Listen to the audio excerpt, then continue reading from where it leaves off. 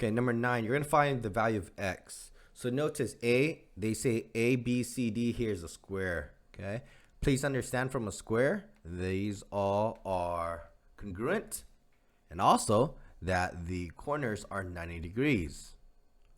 Once you know the corners are 90 degrees, you can see that that equation of 5x has to be equal to 90. So divide it by 5 to get x alone. You get x is equal to 118. Okay, so it's 18 is it. All right. Okay, let's look at B here. All right, so we know that EFGH is a rhombus. All right, so for a rhombus, how are these angles related?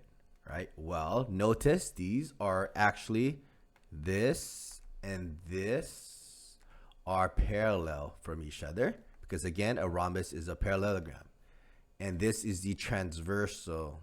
So these are consecutive interior, right? Consecutive interior angles are supplementary.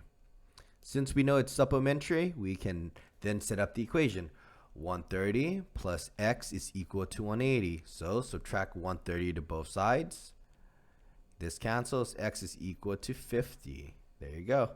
And let's look at K here. We know KLMN is a rectangle, so we know this is equal to 90. This is equal to 90. Doesn't matter which one we set up. We can do x plus 40 equals to 90. If we subtract 40 to both sides, this cancels. X is equal to 50. Watch, I'm going to do it for the other one, and we're going to still get the same answer. 2x minus 10 is equal to 90. I'm going to add 10 to both sides. This cancels. X is equal to 100. Right? Divide by 2. This cancels. X is equal to 50. You see? Same answer. There you go.